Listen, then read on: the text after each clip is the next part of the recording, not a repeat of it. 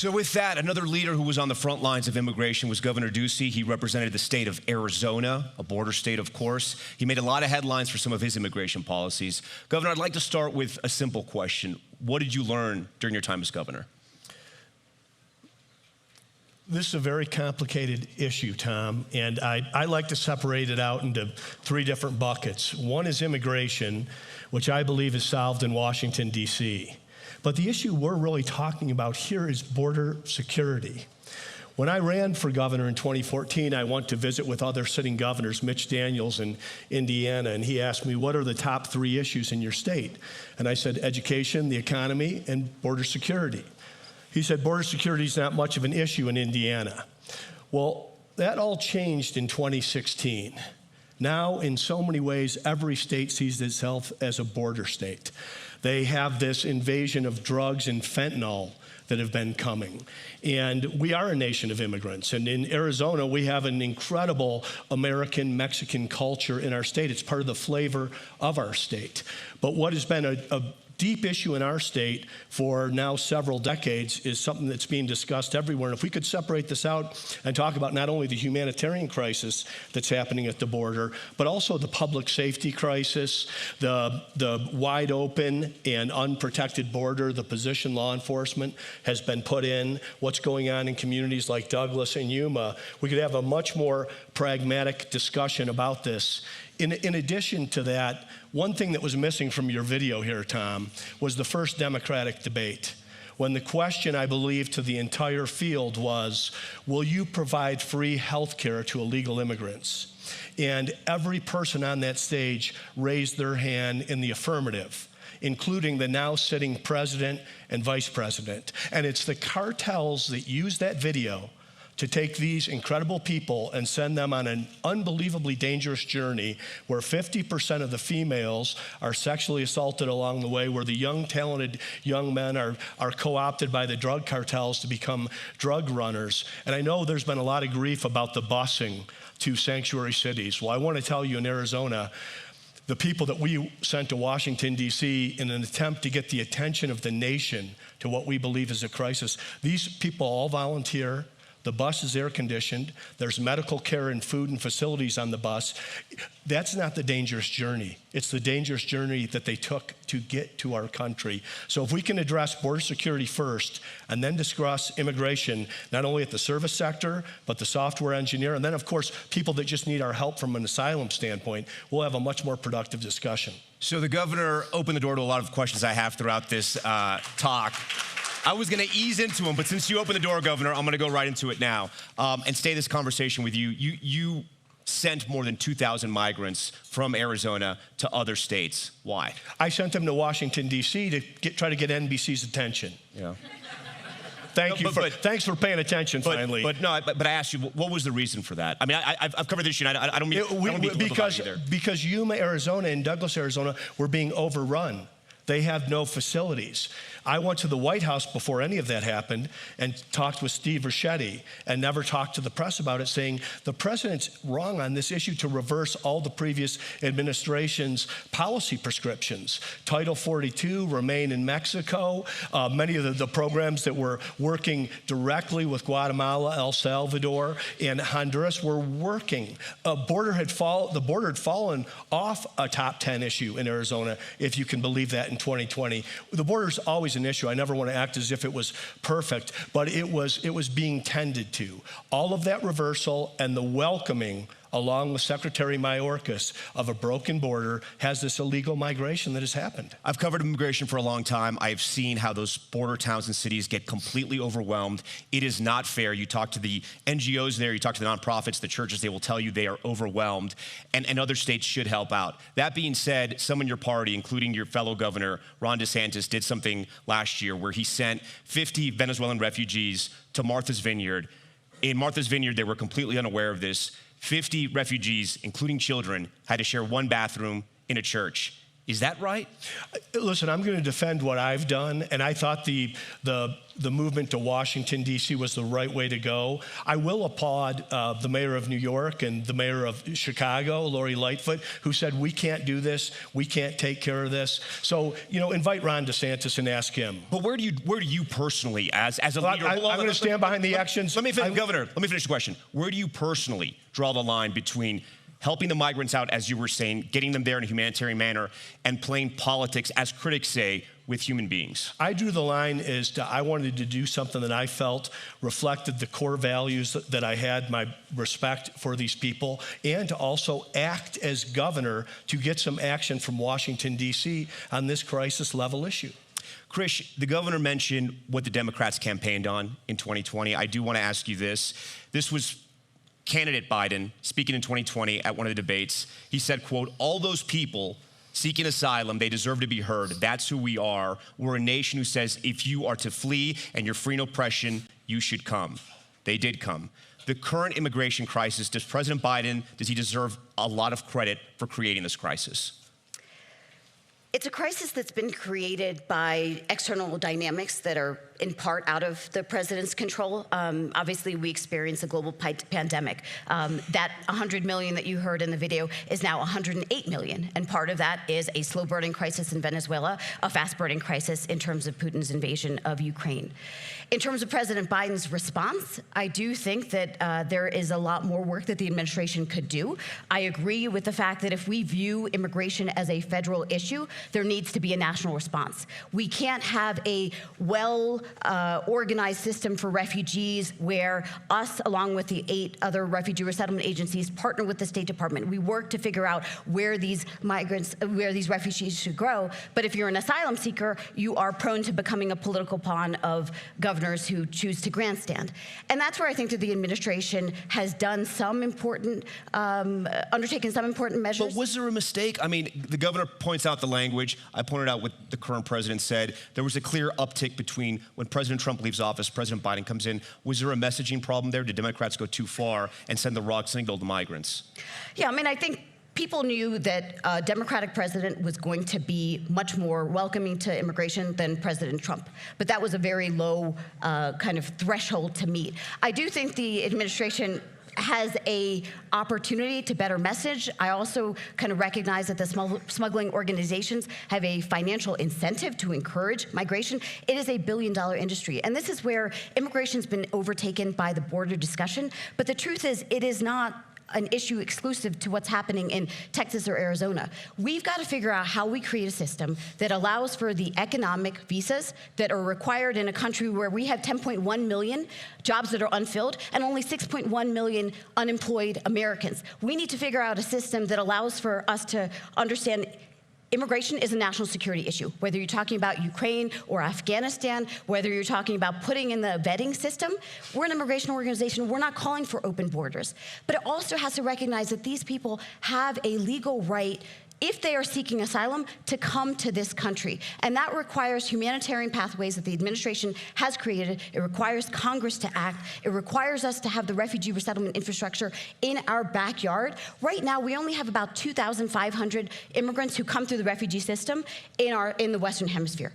That doesn't make sense. And so instead of requiring people to undertake a 1,000-mile treacherous journey, let's allow for immigrants to have the in-country processing. Let's allow for unaccompanied children through the Central American Minors Program to apply to be reunited. Most of the kids that we work with who come through the southern border, the vast majority have a parent or guardian here in the country. And so when people ask why are they coming, it's because their houses are on fire. It's because many of them are coming to this country. And then just the final point I'll make, 2 points I'll make on fentanyl. It's important to understand that China is the main source of fentanyl. We know that the primary way fentanyl comes into our country is through border points and through interior vehicle checkpoints. 90% of that fentanyl comes through those areas. When we talk about fentanyl, how it comes into the country, it is smuggled by U.S. citizens for U.S. citizens. CBP, when they arrested immigrants, found 0.02% of them had fentanyl. This is not smuggling through asylum seekers. And then just the final point on sexual assault. Yes, it's important to understand what's happening when a woman comes to across the border, but it's also important to understand what happens to their home country. My family came from Sri Lanka. Please don't judge me for this, but in high school, when you could use dial-in and access the internet, I looked up my full first name, Krishanti. The first thing that will pop up, and you'll see it still today, is about a girl who is about the same age as me. She's part of the ethnic and religious minority, which is why my parents fled. And there are stories from Amnesty International, a number of international outlets, that highlight she was killed when she was coming back from school because she was detained by the military because she was part of the ethnic and religious minority. She was gang raped, murdered, and dismembered. When her mother and her brother went to search for her, they were also murdered and dismembered. And so, yes, there is danger along the pathway to come to the U.S., but why are people taking the pathway for in the first place? It is because there's danger in their home country, and this is where America can be a beacon of hope. Chris, you talked about a lot of issues. I do want to talk about solutions here, too, and this is a perfect segue for Mary Kay. Mary Kay, Chris mentioned, I think there's 10 million unfilled jobs. There's, by some estimates, 11 million undocumented immigrants. I know that number can be higher. There's different reports.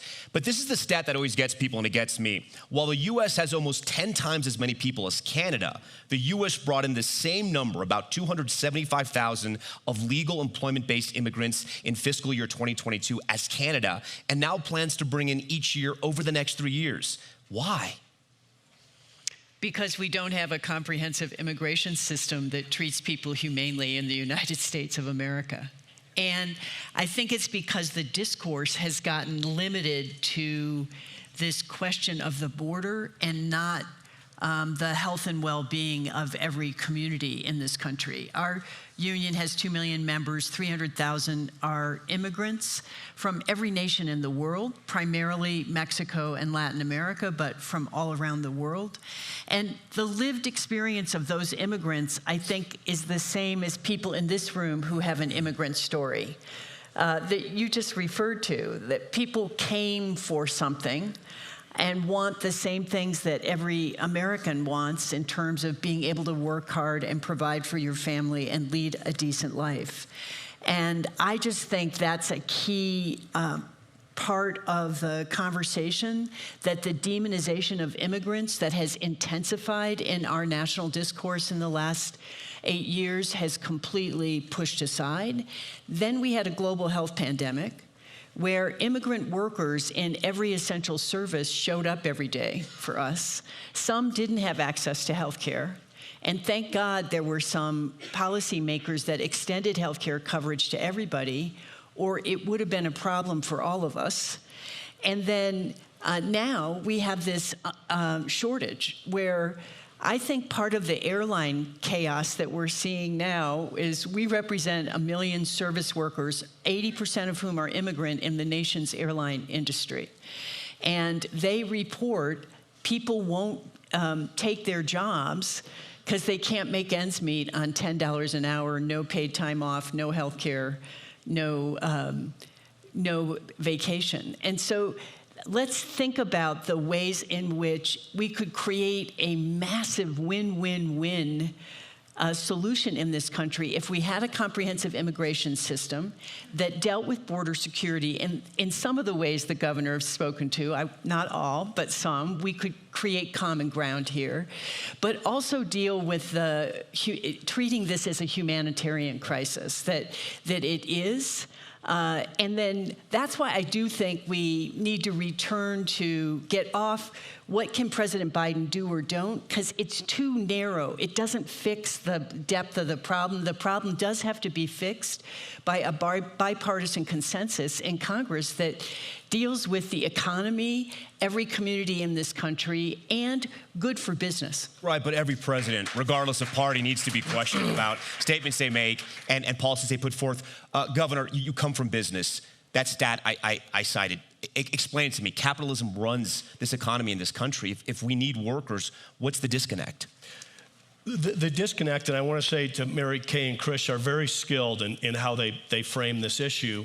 So I'll come back to where I began. It's to separate out border security from immigration, from economic opportunity. And I believe if you're pragmatic about it and you address border security first, I can show you thousands of small business men and women who are registered Republican, who need workers and want immigration reform on a needs based, both at the service sector and at the top tier at Taiwan Semiconductor that just chose Arizona as its headquarter. And then, of course, who we are as a country, the creed of the Statue of Liberty. That's part of what we are as well. But that's the immigration debate. And you've got Tony Gonzales here, who's in Congress, one of the good guys. I think Congress is broken. We've sent one of our best, Juan Ciscomani, who was actually born in Mexico and is a naturalized American, and we worked together for 7 years. These are people that can bring forth pragmatic solutions. And I would also point out to the Hispanic community is trending in this direction, saying, help us in our communities with this border security. Then we do immigration reform, and not only then economic needs and development of the United States. I really believe, my first trip as governor was to Mexico City. My first trip upon being reelected as governor was to Mexico City. My last international trip was to Mexico City. Mexico is Arizona's #1 trading partner ×4. And I knew that a prosperous Mexico would be a safer Mexico. I was very fortunate with Governor Claudia Pavlovich, the first female governor in the history of Sonora, being elected. And we were partners for 6 years together, not only in trade and economic development, but in terms of law enforcement and public safety on the border. Mexico is our friend. This is an issue that can be addressed. I don't believe it can be done in a comprehensive way in this Congress. I think America loves legal immigration. And if we can bring some clarity to the process along with border security, we can solve this problem. So Representative Gonzales, Governor Ducey saying he doesn't have faith in this Congress. If you look at the polling, it's sort of hard to understand, right? Because Americans don't seem to be all over the place with immigration. They actually seem to be closer to agreeing with each other than not agreeing. But explain to everyone here in the audience, why has it become sort of the third rail of politics, where as soon as if you're a Republican and you want to make immigration reform, it's going to hurt you in any campaign you do? Yeah, what if I told you, Tom, that nobody wants to solve the immigration issue? What if I told you it's lucrative, it's productive, everyone wants to talk about it, everyone wants to blame the other side for all the things that are wrong? Explain all that. Yeah. I mean, it's just politically lucrative for one party to fly down to the border, take a picture of the wall, and demonize all these folks, legitimate folks on terrorist watch lists, fentanyl that is legitimately killing our kids, utilize that piece, just take that little sliver and go, this is why we need to do X, Y, or Z. And then another party that comes down and says, takes the most vulnerable population that are fleeing the most desperate situations. And I've met with these people over and over again. I'll share a story in a second. And then being able to go and only showing that part of it. So you never see the whole picture. And it's just this round and round we go. And it's never who you think it is, the people that are these roadblocks that are stopping it. I'd like to transition to solutions, because the governor brought up a good point. We talk about it all the time. There's a reason why for 3 decades we haven't got any immigration reform done in any capacity, because it's hard. It's a heavy lift. And before I got elected to Congress, one of my mentors, he pulled me aside and he goes, Tony, I just have one piece of advice for you. Stay as far away from immigration reform as you possibly can. Yeah. It is a political loser. And I go, that's probably pretty good advice. And then I get elected to a district that is 42% of the southern border, 823 miles, and I live border security and immigration every single day. And I can't get away from it. And also, it's a problem that needs to get solved. And to your point, there is an opportunity now more than ever, because I don't care where you are in the country, you're going, wait a second, there are work shortages. Well, I've got legitimate work shortages, and it's not just in agriculture and construction, it's in every single industry.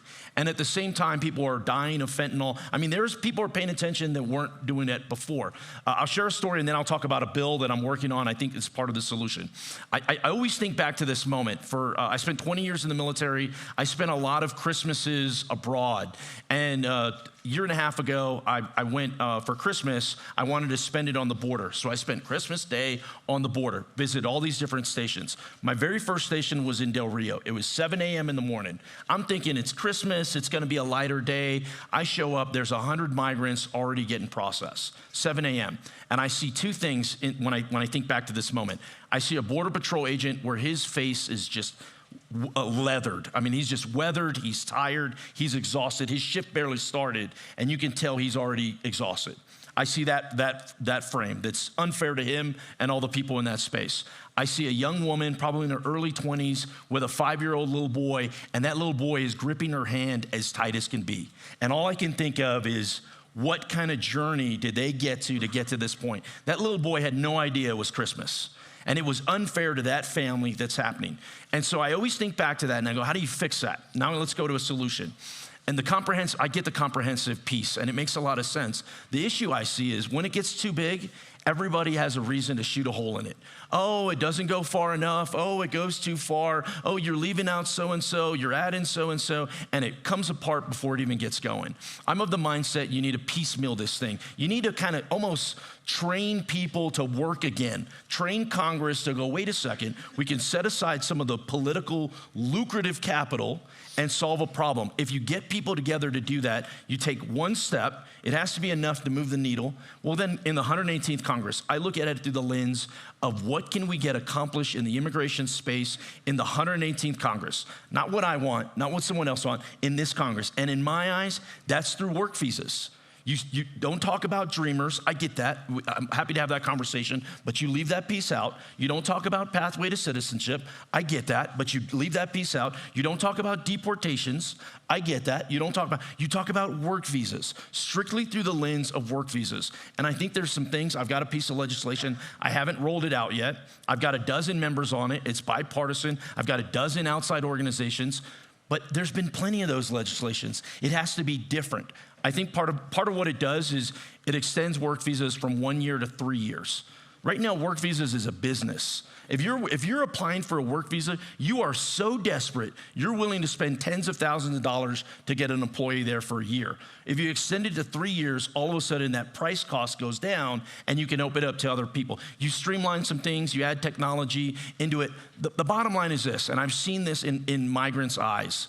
Many people, I'm telling you, they don't come here and go, I can't wait to vote for Joe Biden. They don't give a damn about Joe Biden. They're going, I can't wait to get here and earn a paycheck and take my family out of poverty. And the other part of it too is wherever they come from, whether it's Guatemala, wherever it is, wherever they come from, there is no place like home. When I was in the military, I told my sailors this all the time. I don't care where you're from, there is no place like home. And you need to get home as many times as you can because it'll recharge you. So what happens when you're a migrant that came over illegally? Let's say you're from Guatemala. You come over illegally. You're working 6 months into the United States. Your mother falls desperately ill. Where do you want to be? You want to be at your mother's bedside for her, for her last moments. Imagine if you didn't have to be smuggled the other way just to get smuggled back. Imagine if you had a work visa that you were legal, that you could get on a plane, you could fly back to Guatemala City, be there for your loved ones, and then get back on a plane. And instead of getting smuggled in a train cart or under a truck or anything like that, you're getting a plane, it's through the front door. I think there's an opportunity now more than ever, but it's gonna take political courage. Governor, you just heard the pitch. Again, you come from business, you've been in politics, you heard Tony's pitch. What do you think? Well, I've said, now that I'm out of office, I can say this. I used to say to my team, I would make an incredible benevolent dictator. Because I see this as just such a solvable problem. And I do think it takes some trust among the parties, which so much of it has been eroded, although there are good people on both sides back in DC. And I believe that you can actually swing much, much harder than Tony described if you begin with border security. It wasn't that long ago that our border was at a place where I could feel America's heart opening up to immigration reform, real immigration reform. I saw it in Arizona, where we were granting in-state tuition to DACA kids who had been denied it for the previous decade. Americans want to do this. They know it's the right thing to do, and we all have our immigration stories, or so many of us do. So I think that if you begin with border security, and the reason that that can't happen in this environment is that I believe the Democrats would say, oh, that's too much of a win for the right. But then the equal and opposite reaction has to be real immigration reform, both at all sectors on a needs-based. And then how do we, Chris, this is probably the tougher discussion, is if I were a father in any of these countries, I would be dreaming every day of how I could get my 3 sons to the United States. Yet we can't have everyone in the world coming here. And we know, I believe, we know why they're coming. So how can we have a humanitarian policy that reflects our values on how that's done? And we all know that the asylum laws are being gamed by many people. And yes, there are folks that are in need of that, but we also know the legal game that's being played at the border, so you can put one foot on American soil and then disappear into the ether for years. Krish, before you pick that up though, Governor, every time I've asked you a question, you've mentioned border security. Yes. Make it crystal clear for us. What does that mean for you? It means that we know who's coming and who's going, that we actually have attention to the border, that we don't have this wide open and unprotected place. You've seen the pictures of the people gathered in Del Rio, Texas, and for some reason, Yuma and Douglas don't seem to make as many shots for whatever reason. Wait, I'm sorry, what did you say? That what? The pictures of what's happening in these border communities, that is not border security. That is a wide open and unprotected border, people flooding across. That's got to stop. No, but that's documented. I mean, you see that in the news. Yes, and that's not border security. So that was not going on. Build a higher wall, build a stronger wall, more border agents. I think a physical barrier is part of it. I think more law enforcement is part of it. I also think that satellites and technology can be part of it, and also just clear rules. This is an illegal activity. We need immigration. And I want us to also simplify the rules on how you come here legally. And I think we're in a position right now, one, we're a big, great country, and we can absorb people into our country. In many ways, this has been the secret sauce of our economy, and it can also be the secret sauce of America's next century in terms of demographic shifts and lower birth rates. But it begins with border security. To me, the pragmatic person in me that wants to address the issue and solve the problem says if you check that box and you can get to those numbers of the 2019, 2020, even Jay Johnson, Barack Obama's former Secretary of Homeland Security, talks about the numbers that he would look for every day and what determined that the border was trending in the right direction or wrong direction. And all of those have been broken exponentially under the Biden administration. So, Chris, it was a tough question that Governor Ducey asked, but it's the right question. How many people should be allowed in? Who should be allowed in? When I was at the border over the last year, you talked to these groups of migrants, refugees, some of them coming from Venezuela, walking from Venezuela, and there'll be a group of 50, and you'll say, who's seeking asylum? And they all raise their hand. And that's changed over the last couple of years because those numbers used to not be that high. So the question is, who should be allowed in? Yeah. So let me frame the question, though, slightly differently, because I do think that the underlying assumption we often hear is the country is full. It's not, right? We have a lower percentage of immigrants today than we had in 1910. The wicked problem right now is the demographic cliff that we face. We have the lowest birth rate since the census has been tracking this issue. My husband and I have been doing my part. This is my first trip after having a baby 2 months ago. Thank you very much. But we've got 6. So all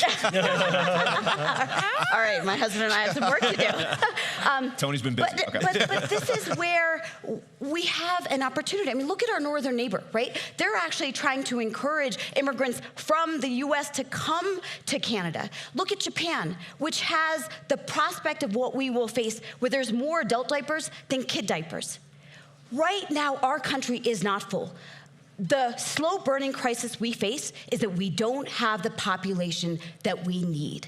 And so my argument is we should be welcoming immigrants because it is the greatest strength of our country, is that people are tragically still willing to die to come into it. Now, when it comes to the southern border, should people be coming and using the asylum system when they need an economic visa? Absolutely not. But the problem is that when people say, well, they should be coming the right way, they have to understand there isn't really a right way. Why do we have Chinese and Indians who are traveling through a circuitous route to the southern border? Because the economic visas aren't there. Family reunification is taking 10 to 20 years. Why do we have 20,000 Ukrainians come through the southern border after Putin's invasion? How can we as a country say we can't take enough when you saw Europe take in 7 million after Putin's invasion? Our country can walk and chew gum, but it does require a system that is better and requires a conversation that doesn't sequence it. Border security is related to economic visas because we know that Cato Institute, for example, says that the more economic visas you have, the less unauthorized migration you will have through the southern border. And so we as an immigration organization say, let's increase the number of economic visas. Let's make sure that we have humanitarian pathways, whether it's humanitarian parole or a refugee resettlement system that works. But let's also recognize that we as a country have faith communities all across the country that have stepped up to do this work. But what we don't need is governors who are taking migrants from the existing border infrastructure and shipping them to Martha's Vineyard in order to create chaos. And so I think that's where there is an opportunity. Mary Kay, I want to get you in here. The unions have so much power in this country, political power, capital power, manpower. What is their role in this crisis?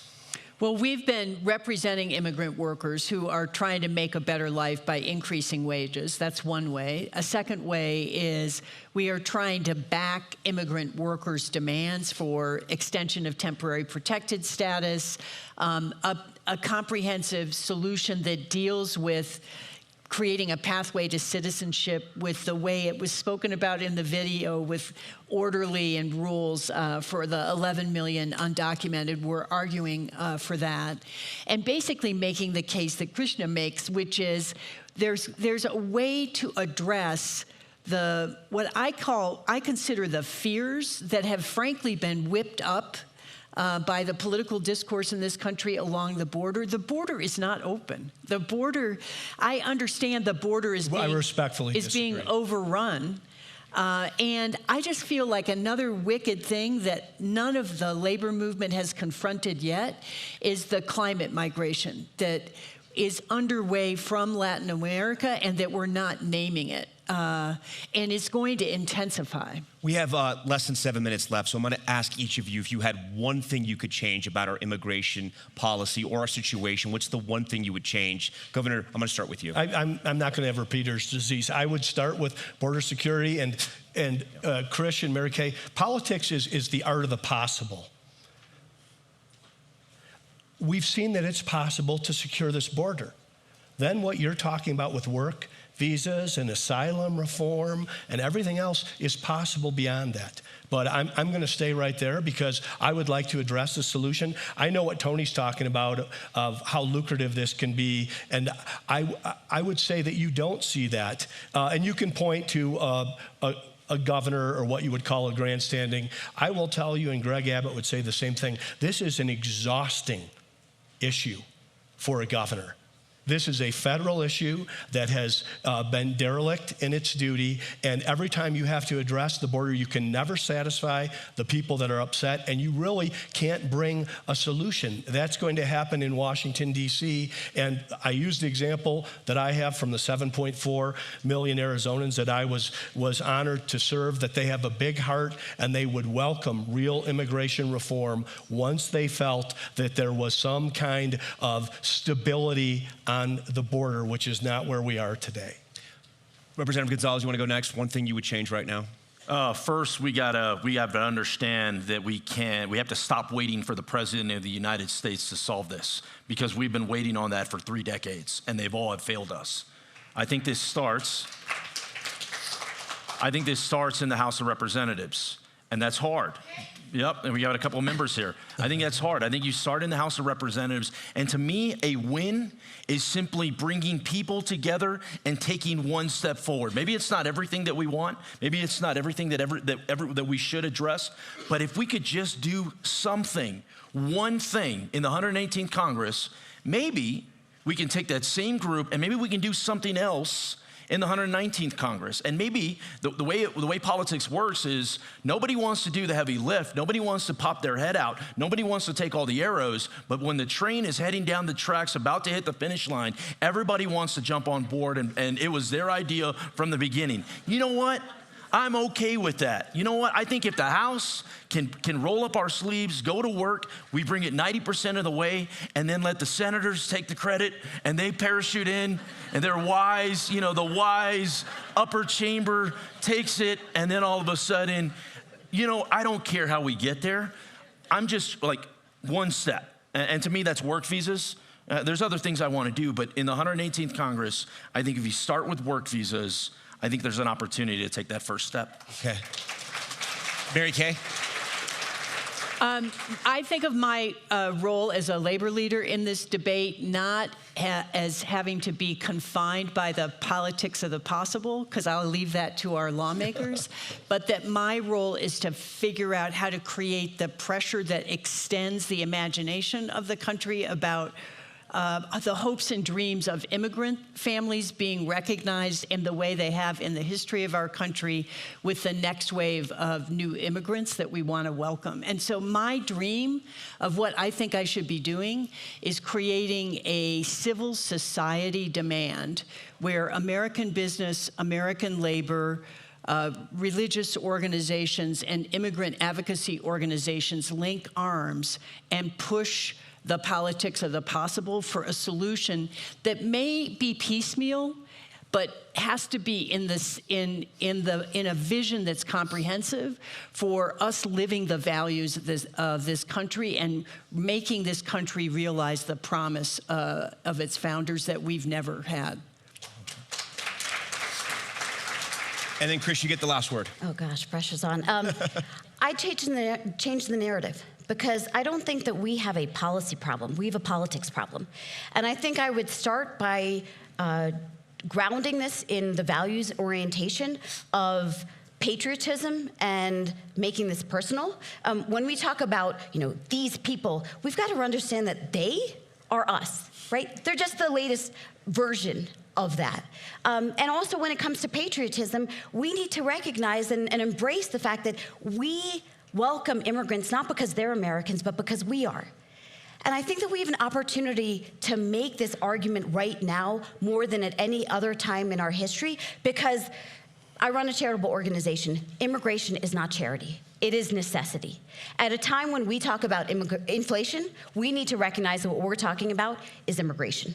At a time when you have immigrants being treated as political pawns, we need to respect them as the people who take care of our parents, who take care of our children, who make hotels run. When I checked into Aspen Meadows, it was Angela, who's on a J1 visa, who mentioned that most of the workers here, or even in town, are coming from other countries. But of course, after a year here, they go back. This is a huge opportunity where we have to realize that we don't have a choice to make this a political hot potato, because if we don't fix this, we will no longer remain the greatest nation in the world. All right. With that, we're going to leave the conversation here. Of course, this is the Aspen Ideas Festival, so after this, you can go to the Zen tent if you need it, or you can talk to the panelists here, because that's what makes this festival so great. I've done 4 or 5 conversations. This has been the most spirited. Thank you for being so honest and for sharing. On behalf of NBC News and the Aspen Ideas Festival, we thank you. Great. Chris, thanks so much. That was so good.